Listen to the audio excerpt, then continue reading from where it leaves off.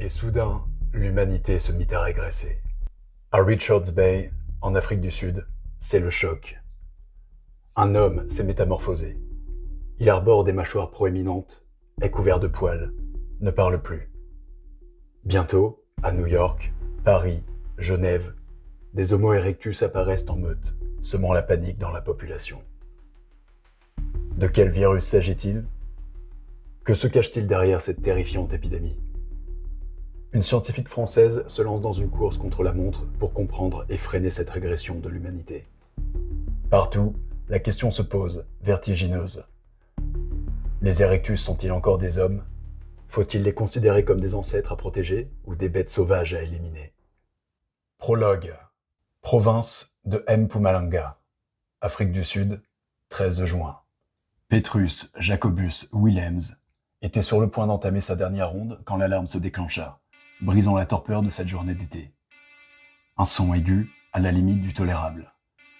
Chaka, la chienne, émit un grondement qui se transforma en gémissement.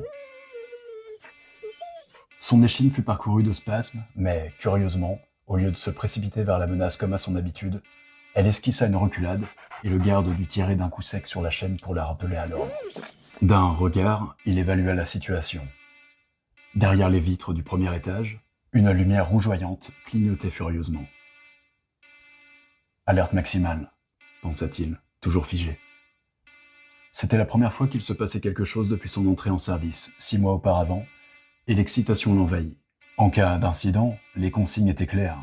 Boucler le périmètre après le départ du personnel, sans chercher à pénétrer à l'intérieur du bâtiment, puis verrouiller la grille extérieure et partir. Rien d'autre.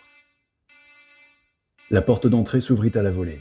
3 hommes en blouse surgirent, le visage couvert par leur masque de protection. Ils se précipitèrent en direction du parking logé derrière le labo. Une femme surgit à son tour, elle était en larmes. Petrus Jacobus s'approcha en veillant à rester calme pour ne pas l'affoler davantage. « Je peux vous aider ?» Elle secoua la tête, haletante, comme si elle manquait d'air. Tandis que la grille d'accès s'ouvrait lentement, un bruit de tôle froissée fit brièvement tourner la tête à Petrus Jacobus.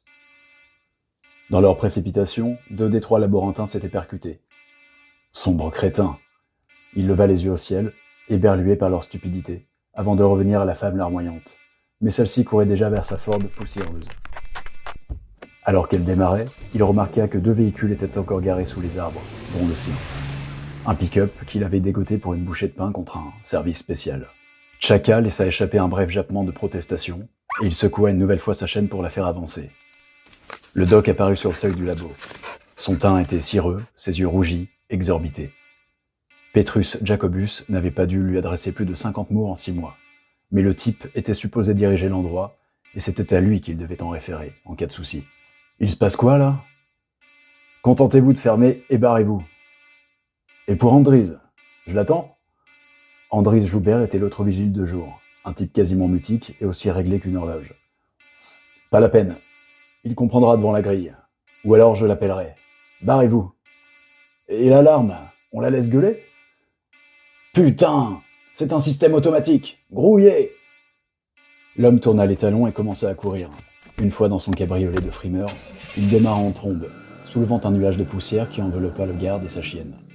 L'alarme continuait son appel lancinant, pourtant le timbre aigu lui semblait moins agressif à présent. « Grouillé !» avait dit le doc. Petrus Jacobus ne pouvait pas l'encadrer, ce type. La porte blindée du bâtiment était restée béante, son ouverture était commandée par un code qu'il n'avait jamais été capable de percer. En 6 mois, c'était la première occasion, la seule, pensa-t-il. Il hésita. Chaka paraissait redevenu raisonnable. Que risquait-il après tout? Le labo était situé dans une zone désertique, il avait veillé à ça, et Andries devait arriver dans une bonne demi-heure, si toutefois on ne l'avait pas déjà prévenu. Une aubaine pareille ne se représenterait pas de sitôt. Après un dernier coup d'œil alentour, le garde se décida à entrer. Chaka lui emboîta le pas sagement, mais il pouvait sentir sa réticence. « Tout doux, ma belle. Un petit tour et on se casse. » Alors qu'il avançait dans le couloir carrelé de blanc, les premiers cris lui parvinrent, ponctués de chocs, comme si on cherchait à ébranler les murs. L'air semblait vibrer sous la violence des sons, alarmes et hurlements combinés. Petrus Jacobus se dit qu'il devait peut-être faire demi-tour, mais il était engagé à présent et il savait qu'il y avait des animaux ici. Il en était sûr, car il avait surpris une demi-douzaine de livraisons. Finalement, les cris étaient une bonne chose. Il savait vers quoi se diriger. La nervosité le gagnait insidieusement, tandis qu'il accélérait le pas. L'occasion était trop belle. C'était un coup à se payer des vacances de luxe, ou un nouveau fusil comme celui de Gus, son pote chasseur. Curieusement, la docilité de Chaka lui insufflait la volonté de continuer. Le Burble le suivrait en enfer, et tant qu'elle était avec lui, il ne craignait pas grand-chose. La salle d'où sortaient les hurlements dégageait une odeur musquée, par les bâtons grands ouverts après la fuite des laborantins. Les animaux étaient ici. Il remarqua le sigle jaune et noir signalant le danger, la serrure magnétique, du lourd. Puis il distingua une seconde pièce, dans le fond, à la porte également béante, et les marches d'un escalier en fer. Les singes, une bonne vingtaine, étaient enfermés dans leur cage. Des capucins, des gibbons, des babouins et 3 vervets, à demi fous de terreur. Un chimpanzé aussi. Logiquement, l'espèce était interdite à l'expérimentation. Tant pis pour la légalité des procédures. Petrus Jacobus l'examina d'un œil expert avant de l'approcher. L'animal était le seul à ne pas hurler, cela détermina son choix. Il aurait dû prendre son matériel dans la voiture, un filet ou son panier, mais il avait assez perdu de temps et il n'était pas question de revenir. Il fouilla dans les poches de son treillis, sortit une paire de gants qu'il gardait toujours sur lui, par habitude. Le cuir était suffisamment épais pour le prévenir d'une morsure. La cage était fermée d'un simple verrou. Prudemment, il ouvrit le bâton grillagé. L'animal le toisa, l'air légèrement amorphe. Ils avaient dû le droguer. Il introduisit sa main dans l'habitacle et le tira vers lui en douceur. Le chimpanzé sembla soudain se réveiller et le repoussa pour sauter dehors, sur le sol carré. En apercevant la chienne, pourtant, il se figea. Chaka gronda sourdement avant de se ramasser en position d'attaque. « Du calme, Chaka! Assise !» Mais la Burble ne l'écoutait pas, et se tenait dressée devant le singe, qui s'était mis à osciller violemment sur ses pattes arrière en poussant une série de cris. Tout se passa en moins d'une poignée de secondes. Le primate s'élança, la chienne laissa échapper une plainte qui se mua en aboiement rageur, et Petrus Jacobus n'eut même pas le temps de s'interposer que tout était déjà fini. « Saloperie! Il t'a mordu !» Le chimpanzé se réfugia en haut d'une armoire métallique et entonna une lamentation hystérique. Ce fut seulement à cet instant que le garde se rendit compte que l'alarme s'était tue et que les singes encagés ne criaient plus. Ils regardaient tous dans sa direction, comme fascinés par l'affrontement qui venait de se dérouler. C'était trop con de repartir sans rien, surtout maintenant que la ménagerie était calmée. Le chimpanzé resterait sur son perchoir si on ne l'agressait pas. Tout en surveillant l'armoire du coin de l'œil, Petrus Jacobus opta pour un mâle qui ne portait aucune trace de maltraitance visible. Il ouvrit la cage, s'empara du singe en redoublant de prudence, mais la bestiole vint se blottir contre lui et enfouit sa tête menue dans les plis de sa veste. « On se tire !» Chaka ne se fit pas prier et gémit d'impatience. Il prit quand même le temps de tirer la porte derrière lui, perclut le déclic de la serrure magnétique. Les autres se débrouilleraient avec le chimpanzé, ce n'était plus son affaire. Il se mit à courir vers la sortie, précédé de la chienne. Dans le long couloir, le silence résonnait sinistrement, et cette absence de son lui parut pire que le bruit. Tout ça pour un capucin.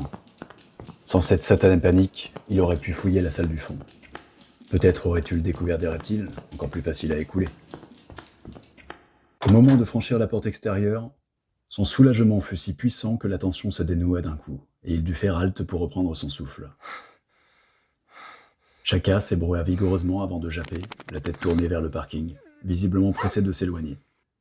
Il faudrait vérifier sa blessure.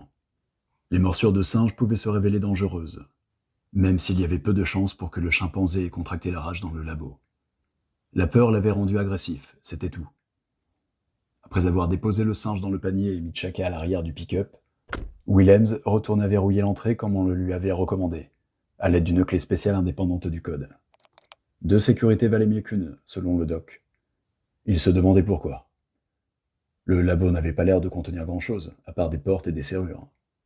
Avec un peu de chance, après ce barouf, il écoperait de quelques jours de congé, le temps de se débarrasser du capucin. Le singe pourrait partir avec la prochaine livraison. Dans la pagaille, qui songerait à l'accuser? De l'intérieur du bâtiment, il perçut un fracas, probablement la chute d'un meuble en fer. L'armoire? Des cris suraigus s'élevèrent, affolant un couple d'oiseaux qui décolla d'un battement d'ailes. À tous les coups, le chimpanzé avait dû ouvrir une cage et libérer un de ses congénères.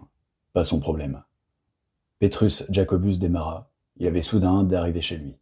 Il allait boire une bonne bière et soigner Chaka, ou l'inverse. Chapitre 1. Premier symptôme. Pretoria, 10 juillet. Katy Crabb s'apprêtait à partir pour un week-end prolongé quand elle perçut un colis sur sa paillasse. Quelqu'un l'avait déposé pendant qu'elle rassemblait ses affaires. Elle soupira, irritée. Il ne pouvait pas garder la livraison à l'accueil ou la refiler à un autre chercheur.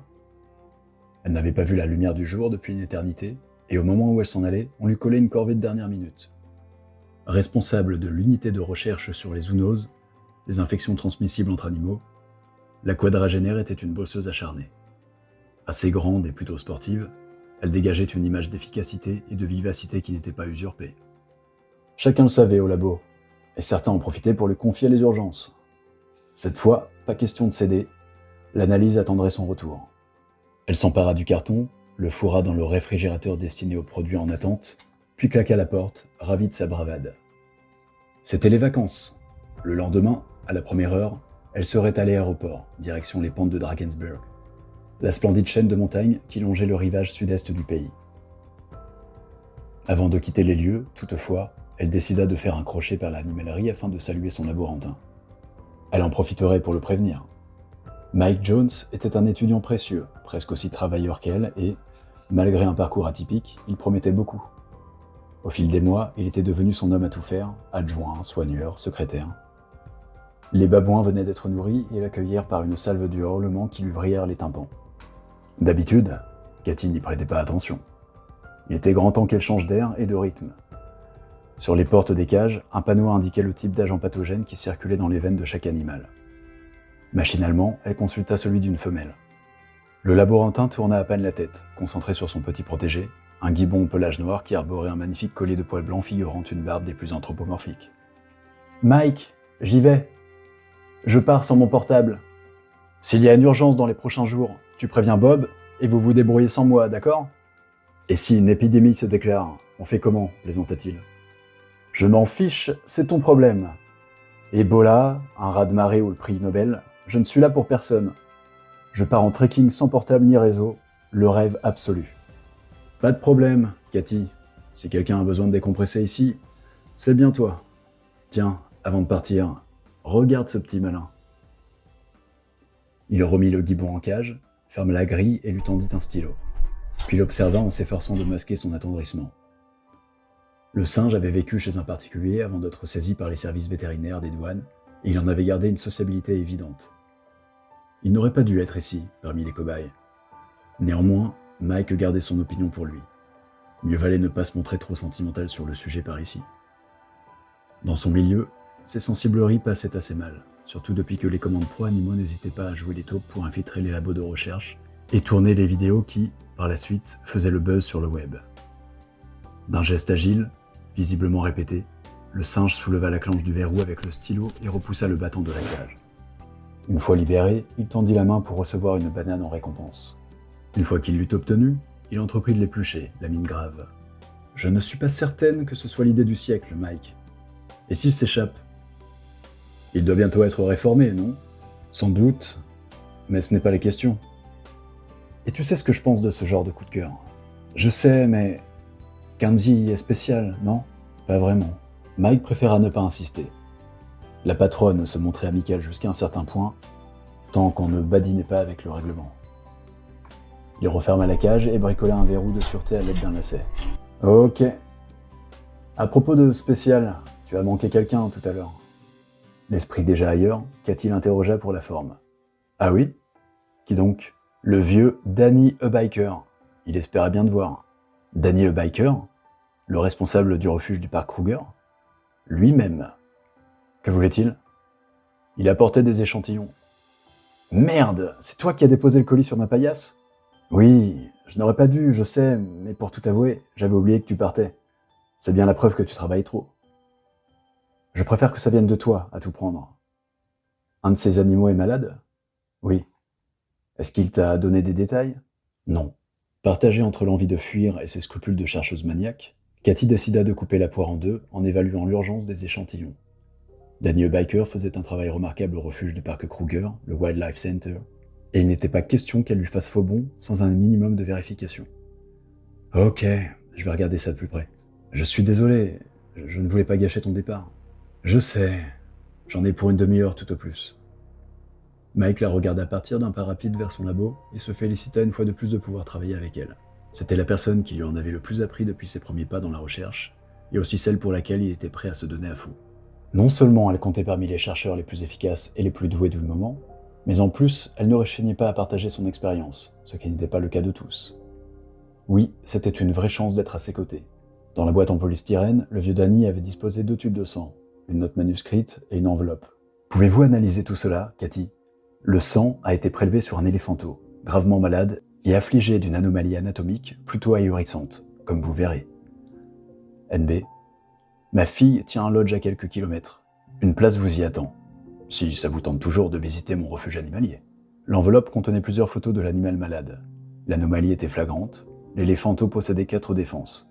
Sous la paire normale, une seconde plus courte descendait de la lèvre inférieure. Simple malformation génétique, conclut Cathy, une fois l'étonnement passé. Les plaies purulentes qui sillonnaient sa peau l'inquiétèrent davantage. Elle récapitula la liste des maladies capables de provoquer de telles lésions. Une fièvre hémorragique causée par un virus ?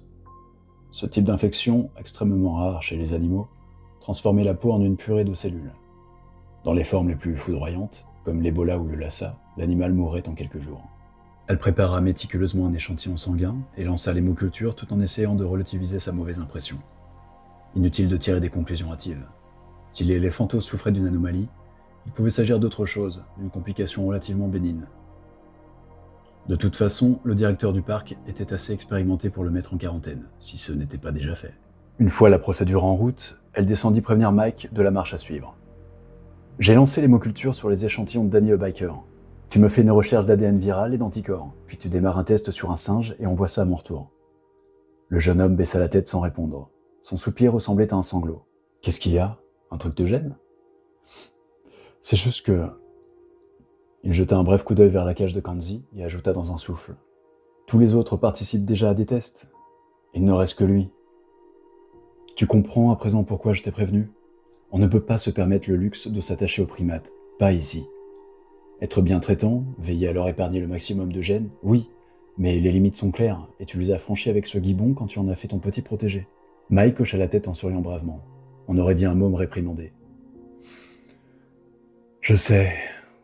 Tu peux me dire de quelle souche il s'agit ? » Un prélèvement fait sur un éléphant malade. Elle se radoucit, brusquement émue par son air malheureux. « Ne t'inquiète pas. A priori, ça ne devrait pas poser de problème. Je ne pense pas. » A priori. Le laborantin entendit le départ de sa supérieure pour grimacer. Il n'avait aucun moyen d'épargner ça à Kanzi, et en plus il venait de se faire griller. Bon sang, si seulement il avait fermé sa gueule. Il soupira, haussa les épaules et se tourna vers la cage, feignant la désinvolture pour ne pas inquiéter le gibbon. « Te bile pas, mon vieux, ça vient d'un éléphant, et tu as entendu la patronne. Aucune chance pour que tu chopes son gros virus. » 5 jours plus tard, le retour de son périple bronzé et revigoré, Cathy Crabb ne tarda pas à déchanter. Au labo, c'était la pagaie habituelle des jours de rush et Mike était introuvable. Elle se demanda s'il avait fait exprès pour lui faire payer sa mise au point sur les animaux d'expérimentation. Le laborantin avait quand même laissé une note à son intention. Elle datait de la veille au soir et semblait plutôt alarmante. La recherche de virus et d'anticorps n'a rien donné, mais on a un problème. Les cellules malades de l'éléphanteau ont proliféré. « Merde !» jura-t-elle. Cela signifiait que l'agent pathogène était inconnu de leur base de données et ce n'était pas de bon augure. Elle se dépêcha d'aller chercher l'une des boîtes de culture et disposa l'échantillon sous l'objectif d'un microscope. Ce qu'elle vit la fit trembler d'effroi. Certaines cellules s'étaient désintégrées et des morceaux de leur membrane flottaient dans le liquide nutritif. Comme s'ils avaient explosé de l'intérieur, en quelques jours. Quel agent pathogène pouvait détenir une telle puissance ? La virologue écarta d'emblée l'éventualité d'une bactérie. Celle-ci serait parfaitement visible au microscope, or l'échantillon n'en montrait aucune trace. Un virus alors ? Un seul type de pathologie virale était capable de tels dégâts. Les fièvres hémorragiques. Or, c'était précisément l'éventualité qu'elle avait préféré repousser pour s'en aller randonner. Un genre d'Ebola non répertorié. Elle ferma les yeux un instant et respira afin de calmer son début de panique. Non, il ne pouvait pas s'agir d'une variante de virus Ebola, c'était impossible. Quelque chose lui échappait forcément. Reprenant son examen, Cathy s'astreignit à une stricte observation, mais elle eut beau étudier l'échantillon, force était de constater que tous les critères d'une sale fièvre étaient réunis. Elle tourna la molette de grossissement, plaçant ainsi une cellule musculaire intacte au milieu de champs de microscope. Ce qui se passa alors sous ses yeux fut proprement sidérant. Plutôt que de faire exploser la cellule, l'agent pathogène semblait cette fois lui faire subir une transformation. Elle déplaça d'1 millimètre l'échantillon, cligna brièvement des paupières, en vain. En moins de 2 minutes, la cellule s'était allongée au point de ressembler à un ballon de rugby. Et ses extrémités se prolongeaient en fines excroissances. Dingue ou pas, la métamorphose avait eu lieu. L'agent pathogène venait d'entraîner une mutation radicale et la cellule musculaire était devenue autre chose. Une chose qui ressemblait comme 2 gouttes d'eau à une cellule nerveuse. Du muscle changé en neurone, pensa-t-elle, survoltée. Elle refit le test à 3 reprises. Bilan, 1/4 des cellules avaient muté en neurones. Les autres avaient subi une transformation de nature différente que seule une étude approfondie permettait de préciser. La chercheuse se redressa, l'esprit confus. Un instant, elle se demanda si les échantillons n'avaient pas été intervertis. C'était absurde. Mike était peut-être contrarié, mais il ne lui aurait pas joué ce genre de mauvais coup, d'autant qu'il tenait à sa place. D'une poussée, elle fit rouler son tabouret en direction du téléphone mural et composa son numéro. Les sonneries s'égrenèrent, puis la messagerie se déclencha. « Vous êtes en relation avec Mike Jones. Laissez-moi un message, je vous rappellerai. » Ne sachant pas trop comment aborder le problème, elle laissa planer un court silence. Inutile de s'énerver avant d'avoir obtenu une explication. « Salut, Mike, c'est Cathy. Je suis de retour au labo et je viens d'examiner les prélèvements de l'éléphanto. Les conclusions sont franchement troublantes. Aussi, je voudrais être bien certaine qu'il n'y ait pas eu de problème avec les échantillons. Tu as disparu où, bon sang ?» Elle n'eut pas le temps de raccrocher que la porte s'ouvrit dans son dos. Le laborantin tenait son portable et lui adressa une grimace contrariée. « J'avais demandé à l'accueil de me prévenir dès ton arrivée. On avait une livraison. Rats, chiens, primates. Eh bien, ils ont oublié et j'ai cru que je pénétrais dans un asile de fous. Je viens de te laisser. » Mike lui coupa la parole, la mine sombre. « Il est arrivé quelque chose à Kanzi. »« L'injection » demanda-t-elle, inquiète. « Oui. 2 heures après ton départ, il est devenu fiévreux et au cours de la nuit, il a sombré dans le coma. Ensuite, il se tortilla, mal à l'aise. Ce que Cathy avait pris pour de la mauvaise humeur ressemblait plutôt à de l'angoisse teintée de perplexité. Ensuite quoi? Il n'est pas mort quand même. Pas si vite. Viens plutôt voir. Ils pénétrèrent dans la ménagerie. Mike désigna un animal trapu, aux bras anormalement courts, qui s'agitait nerveusement dans sa cage. Cathy secoua la tête, sans comprendre. C'est un des nouveaux? Tu aurais dû le mettre ailleurs. Où est Kanzi? Il est devant toi. C'est une blague? Elle avait parlé trop fort. L'animal devint subitement fou et entreprit de gesticuler dans l'habitacle trop étroit en poussant des cris assourdissants. Les babines retroussaient de rage. Faisant fi du vacarme, Cathy tenta de se concentrer malgré son sentiment d'avoir perdu pied. Rester neutre et observer strictement. Elle remarqua alors qu'il possédait une queue d'une 30aine de centimètres. Aucune espèce de gibbon n'était censée en posséder. Cette variation avait forcément une cause logique, une inflammation ou un développement anormal de l'épiderme. Pourtant, il s'agissait bel et bien d'une queue et pas d'un ersatz. Pour ne pas céder à l'idée affolante qui prenait forme dans son esprit, elle chercha une hypothèse valable et n'en trouva aucune. Il ne lui restait que la mutation, sauf que c'était impossible. Aussi impossible qu'une cellule musculaire qui aurait viré en cellule nerveuse. Lentement, l'évidence s'imposa. D'une façon ou d'une autre, l'agent pathogène avait provoqué une métamorphose et le gibbon avait muté sous l'effet du virus. Pas seulement au niveau de quelques cellules, mais à l'échelle de l'organisme tout entier. Soudain, les photos envoyées par Danny Biker prirent tout leur sens. Avec 2 défenses surnuméraires, l'éléphanto ne souffrait aucunement d'une anomalie génétique, mais de l'effet de sa pathologie. Comment cet appendice a-t-il pu apparaître aussi vite? Et pourquoi une telle transformation? Lâcha-t-elle, fascinée. La manière, je l'ignore, mais les gibbons possédaient une queue autrefois. Tu te trompes d'espèce, Mike. Je te parle d'il y a 30 millions d'années. Alors, pour toi, il s'agirait d'un genre de régression? Le jeune homme haussa les épaules sans répondre. Il avait l'air totalement dépassé.